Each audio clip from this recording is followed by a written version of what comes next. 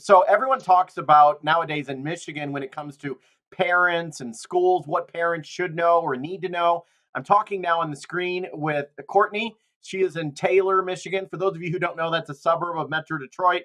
I grew up there. I know the area as well. And a lot of people have been messaging me about throughout the state of Michigan and throughout the country that parents are not being informed about a lot of stuff. And you have a story about that, and it goes a little deeper, but you reached out to me, or I found you through a friend. What is your story with your child? And you do have a background in education, right? Yes, I sure do. I'm certified teacher. I actually taught in this district for 5 years Wow. prior to leaving the district. And my story, it's kind of a long one. We'll shorten it up a little bit for the interview. But my child went to school and went through about a 3.5 week, 4 week process of medical intervention. So they were giving her glasses, prescription strength. So this is beyond your typical vision screening that they usually do with students in odd number grades through the health department. This is something that was separate. After doing some digging and finding out on my own, because the district was being very standoffish, not being very transparent, not giving me any answers.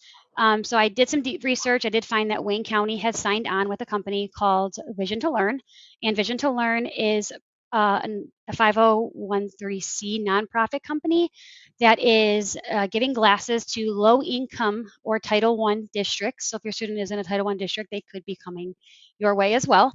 Okay. And what they're doing is that they are giving students vision screenings. If they fail, they are not going through the process, calling the parent, letting them know. They are just in general taking your kid to a bus, pulling them out of school, walking them out to a school bus, giving them another vision screening, letting them pick their own frames, and then giving them prescription strength glasses to wear at school.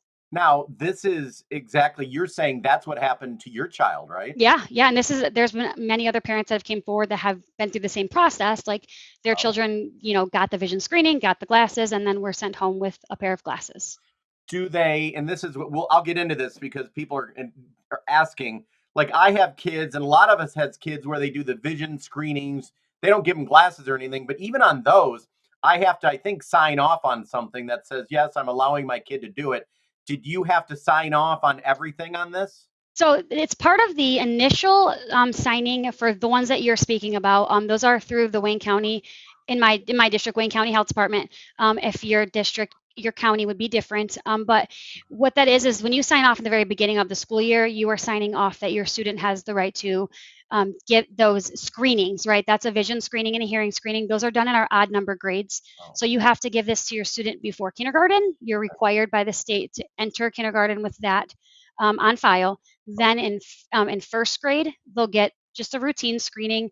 You don't have to know, you don't have to consent as a parent for those ones because they're just screenings. They pull them out of class, they line up in the hallway, they look through this little device, they say, yes, I can see the letter E, you go back to class. That's different from what we're talking about. Correct. Oh, Yes, okay. this is a whole different process. So this is an odd I mean my even number grades now. Our second graders got it. Our every school, every kid in the school got it this year. This is the first time it's been done, but this was the option for this was an opt-out form. So the district sent out a form that was an opt-out form. So you had to then see it as a parent, sign off that you did not want your student to be engaged in this. And then if you signed out, your student didn't get the vision screening. If you didn't sign out, the district stated that by law and by default, you then opted your student in. So in my case, my child is 7. She's in second grade. She didn't even tell me that this was happening through a 3 process. That's how much she, didn't express what she was doing at school. I did not get this opt-out form, along with many other parents that I now have record of that did not get this form either. And we were unaware this was even happening. We were unaware that Vision to Learn was even in our students' school. We were unaware that our students were being pulled from their classrooms and taken to school buses or other buses. And because we didn't opt out and sign that we didn't want our student to do it, the district took that as a default opt in. Wow. And that's, they can say all they want what is legal. And by the way, I've reached out to them several times. A couple days ago, no one has gotten back with me. So I give them a fair chance to come on and talk to me, but they won't, or they haven't yet. But I don't even know, and I'm going to say I don't know the law, but that doesn't sound very legal. But I could be wrong. I could be wrong. So, under the state of Michigan guidelines, there are some legalities behind it. Districts, it is in MDE that the district must provide an opt-out opportunity for parents to opt out of these practices that are happening in our schools. However, there is nothing on the flip side of that that states because you didn't opt out, we now have the rights to your child, and we can then perform medical intervention without your consent. So that's kind of that area that I'm concerned about, is that because I missed this opt out form, or because my student didn't bring it home, or because their teacher failed to put it in their folder, I now have my student going through medical intervention at school because they're opting me in by default. Okay, you still hear me? Okay, correct. Yeah, Everything's fine. yes, yep, Okay. Okay. So, and I guess the premise of this, if you want to think positively about it, it's a good thing to try to help kids. But your point is, parents need to be involved in every single step of the process. exactly. And do as a school teacher, yes, that's absolutely amazing that we have so many students that are receiving, free glasses, free vision screenings. But it's not okay that we have parents that have my child herself has been through the eye doctor. She's gotten routine vision exams. She doesn't have vision issues. So that's another problem, is that she was sent home with these prescription strength glasses as though she has a vision issue, and she doesn't.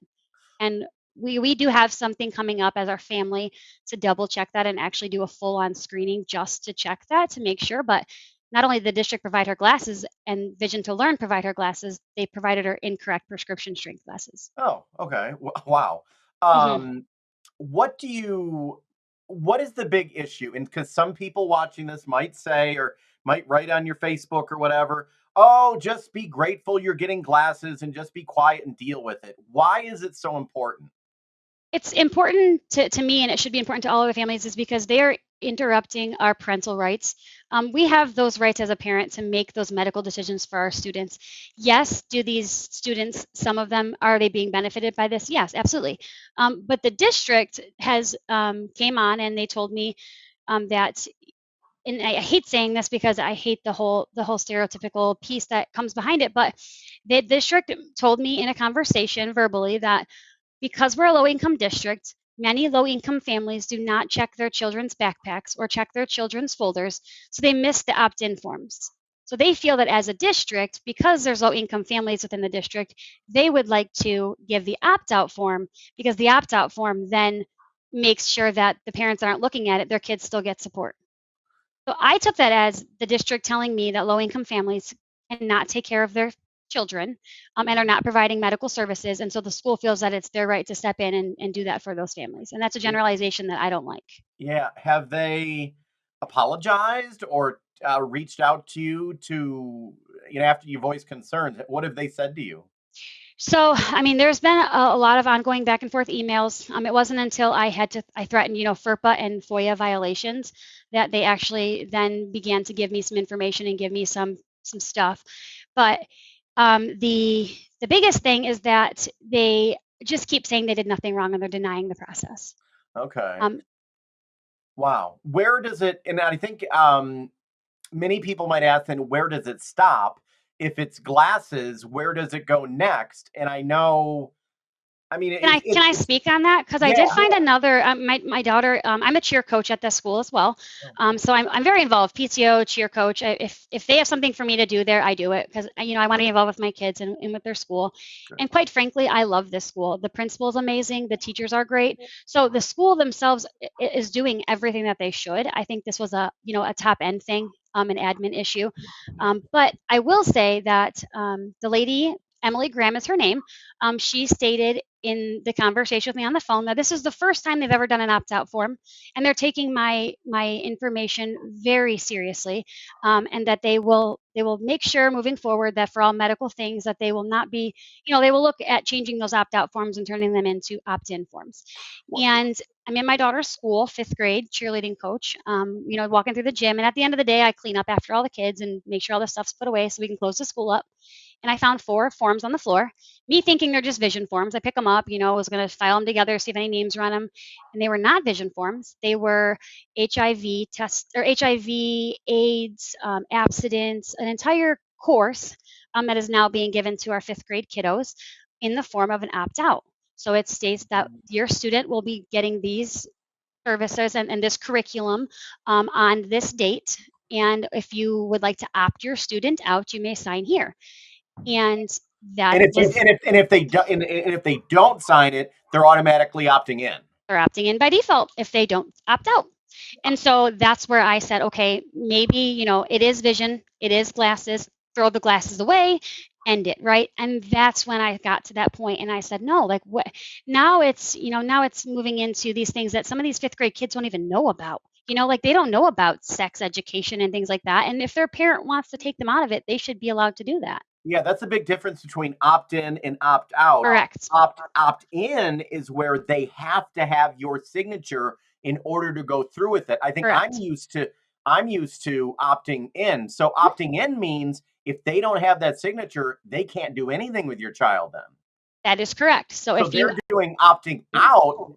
That doesn't seem like a very safe way to yeah, Correct. yeah. To me, it's something that is the district is doing. They're not being transparent, and that's their kind of way of weaseling in the back end and doing what they please, without needing your consent. And that's where I'm struggling is because there's nothing in MDE laws, there's nothing in Michigan state law, and I've done my research very far and very deep, that states that because I didn't opt out, you have the rights to my child, and you can give these medical interventions or these classes to my student. And that's where I'm struggling is the district keeps going back to saying, we gave you the opportunity to opt out. We gave you the opportunity to opt out. And yes, you did. And they followed protocol. MDE states they must do that. But because I didn't opt out, they cannot provide me with where's my signature that opted me in. Because you Okay. still have to have those. It's a medical intervention. You need consent from parents under the age of 12. Under the law. Under the law, yes, under Michigan So state law. are the schools trying to use that to get around? Just I don't know if they're being lazy or if they're just trying to, because I'm sure there's money that's involved with all of this. But Mhm. your suggestion, if you were the state superintendent, you would say all of this you need to follow the law and do the opt in, right? Yeah, or at least give multiple outlets, right? We're expecting that Email, text. 4-year-old kids and, up to 18-year-old kids aren't just flinging these papers out the bus window, Yeah, or giving these, it's up to your student now who's 7 to let mom know that I'm going to be receiving these services at school. well, yeah, nowadays the way it goes that they probably have your cell phone number, they probably have an email address. There's Mhm. probably numerous, like when they cancel school, Correct. I get a thing on my phone, I get an email, I get a call. Absolutely. They could probably do the same thing with this. Mhm. Yeah, So but they this got is to me, this is them being non-transparent to us as parents, and doing these services. And like I said, that moving back to that vision thing, it's like the vision thing. Yes, we just throw the glasses away, but then I have my teacher heart comes out and says, how many of these kids are actually sitting in classrooms right now wearing these glasses that their teacher told them to wear and gave them, and their parents don't know, and they're bad prescriptions. and that's a waste of taxpayer money then too. Correct. And it's also bad prescription. So are we really helping kids? Are we harming their eyes? Well, yeah, Because exactly. you can't wear bad prescription strength glasses. So I mean, you're not necessarily against the program, but it's the way it's handled. so yes, there. I mean, it is a parental right for us to make that decision. I would have been completely fine had I gotten an email or even a call that said, "Hey, your student failed. We recommend you either follow up with Yeah. a doctor or April 16th they're coming back and they're going to give away free glasses. Do you want them?" Yeah. I had the choice. You gave me the option to make the medical decision for my child, Yeah, but I didn't get that. that'd be That due fine. process was not there. Yeah, that'd be fine. And the other thing it comes to, because I know a lot of schools, I don't know if it's we can draw the comparison. A lot of schools are having health clinics in schools and so Correct. forth. Does it concern you that this type of opting in thing could go to other medical issues or even psychological care? Or Absolutely. it sounds like it opens up other avenues that I, as a parent, want to have control of. And I did some more research on that exact topic. Taylor School District is one of those districts that is doing that. We have a health clinic by Corewell Health at the high school, Yep. and that clinic there is multiple things going on in that clinic. Birth control being provided to children without parental consent, and there is one in there for vaccines. I cannot get the exact verbiage because they have it written in a way that it could be twisted, but it does recommend that parents recommend that parents sign off on those vaccine clinics. But yeah, these things are happening in our school, and our children are trusting those adults at the school. They should not have anything to worry about. Yeah. So, who's to say that they don't start, giving vaccines in a van and my kid doesn't know?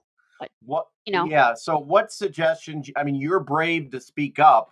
A lot of people don't. More people are though now, which is good. But what is your suggestion to other parents who maybe are concerned?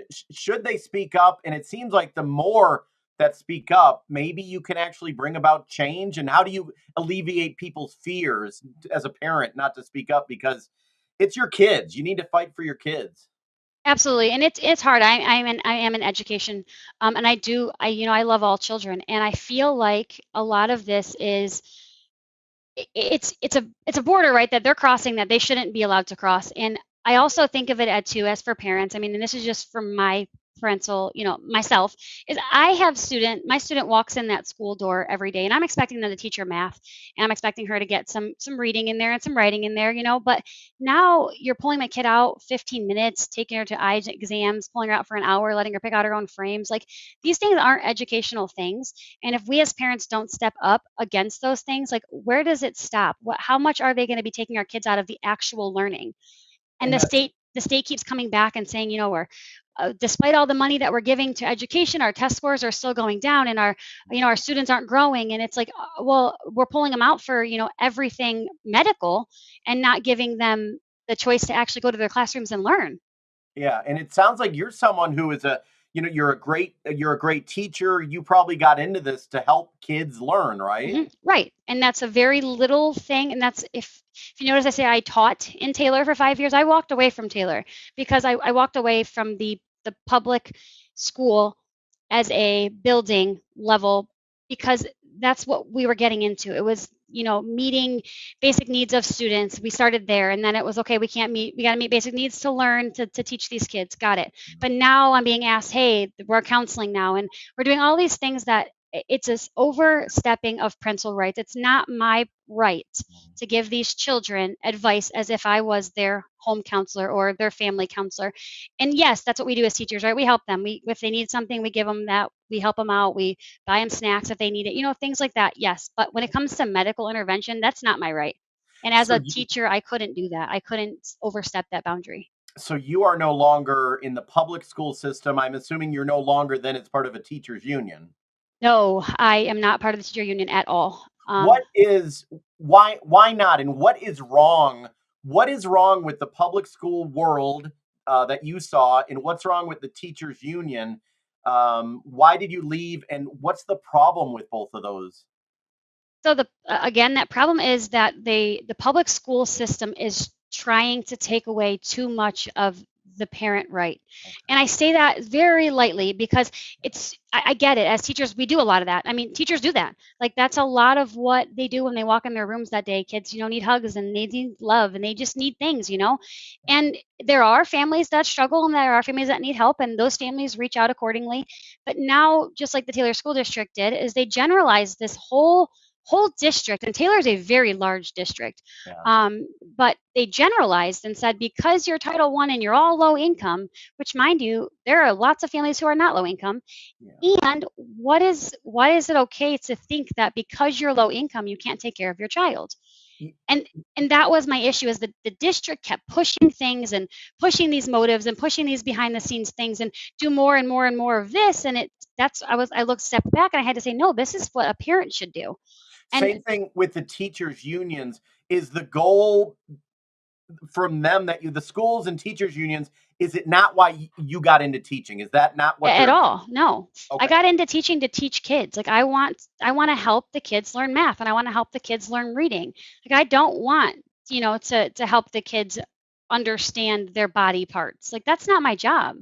Yeah, And that they push that so much. It's like, now you have to teach this, and now you have to teach that, and now you have to do this. And it's no, like, that's something that is not okay. And it just keeps getting more and more and more on what we have to do. And then if we don't, it's a write up over here, and then it goes over here, and then your union reps won't back you because they don't believe in it either. So it's like, it's a process that I didn't like. And I was in the union for 5 years, and yeah. I paid my union dues like I was supposed to. Did not need the union one time to back me, but I will say that they're it's not all that it's cracked up to be. It's Yeah. not. So Michigan's been falling in education levels. Mississippi is now above Michigan in a lot of scores. Florida's near the top. Florida used to be at the bottom. What would you have to say if you were brought in to testify in Lansing to lawmakers?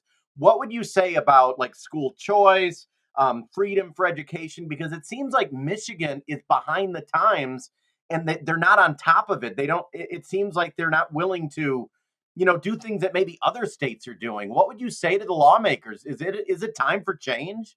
It is, and that's one of the biggest things is that a lot of districts in my local area are so worried about, the the government coming in and controlling and taking over the school boards, and the state needs to step in, or the state is stepping in, and they're all worried. And it's like, at some point, I hate to say it, but that's the only way we're going to get real change, right? Is if somebody big does step in and flip that system. Because right now, the Michigan public school system it's falling, it's failing. Our kids are failing. We're not seeing any improvement, despite the lack of efforts and funds that we're throwing towards the district. Where is that money going? Because I'm not seeing academics go up.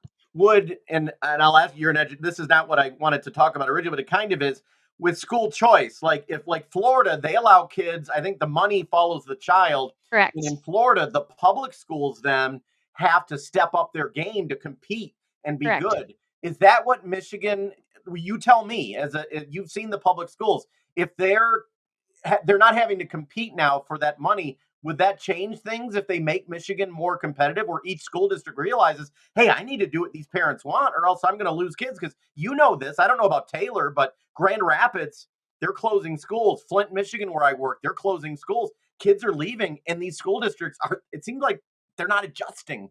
Nope. And the percentages are very low of students that actually attend the district that they live in, specifically in Taylor, because these students are then outsourcing to surrounding districts or places that are putting their money where they should. But Yeah. absolutely, I 100% agree. And I know under our current administration, that was part of the process, was that we were going to give the parents control of where their student goes, making that a competitive market. And yes, I do think that our students, our money should come to us as a parent. We decide where our kid goes, because, like you said, our public schools know they're going to get this whole group of kids because they know that that's what's going to happen. Parents can't afford, parents can't pay, so they get that money. But it would make the free market, as they like in Florida, has proven it. I've done a lot Yep. of research there lately. The schools would know, like Taylor, if they're Yep. doing a lot of stuff parents don't approve, they would be like, oh boy, we're going to lose all these kids in this money, so we need to step it Correct. up. And Mhm. right now, there's not the incentive you're saying to change. Correct. Yep. And that's something that was talked about under under the Trump administration, that he did say that that was something that he was looking at doing, was giving that money back to the families so they could then choose where their kid was going to go to school at. Well, it's a state thing in Michigan. That's where I say I grew up in Michigan. I'm from here, Westland. I always thought Michigan was way advanced, but I lived in the South for a while and I was surprised. Like Florida, they're changing things. Michigan just seems behind the times a little bit in education. And I think that's, again, it's part of the the legislative part of it, and it's part of who's in the offices, who's making that change, because there are there are certain parties that don't want change, and Well, don't the want unions, to. the Yep. yeah, the unions wouldn't want that either because I was, they do good things for teachers, but there's a risk of maybe losing money. Then I guess. I don't Correct. know. And if it falls more right than it does left, then we lose our unions, right? And that's part of Yeah, the process too. Is that yeah. a lot of our, I mean, I can contest to this too as an educator. I was, when those elections came up, it was my union desk was, "Oh, who are you voting for? How are you voting? Where are you voting?" Like, it was very like, keep this in house, because if we vote the opposite way, we're going to lose union representation. And me, person who didn't really use the union anyways, I was like, I don't care how this goes. Yeah. But it's it's definitely something to think about. I do think that Yeah. Michigan education as a whole needs to be rehauled, and Yeah. it's not going to change overnight if our people at the top don't change. And last question, your story is a perfect example because with you, this is why, I mean, homeschooling is growing and Yep. other people, you're one story, but also, what is, final question, what is your message to parents out there? Just speak up. Yeah, be an advocate for your child. And I know it's very hard. I've actually, this is sad to say, but I've actually talked to multiple parents in the community. I've had a couple surveys go around asking parents if they know their parental rights, and I only got 28 responses back on that email, Wow. on that Google form.